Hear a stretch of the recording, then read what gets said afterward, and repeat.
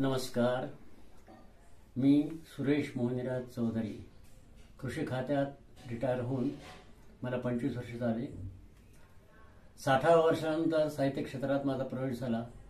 त्याच्यानंतर मी 2 भक्तिगीतांजली भाग 1 आणि 2, त्याचप्रमाणे कथासंग्रह, ओलेती, एकादशनी, शिवाय मधुमेहाशी झुंज आणि आरोग्याचा महामंत्र ही पुस्तके मी लिहिली आणि ती प्रकाशित झालेली आहे. त्याचप्रमाणे ऊर्जा नामक हे कादंबरी लिहिण्याचं चालू आहे. आता महाकवी या काव्य स्पर्धेसाठी म्हणून मी माझं एक स्वतःचं विडंबन गीत आपणापुढे सादर करतो.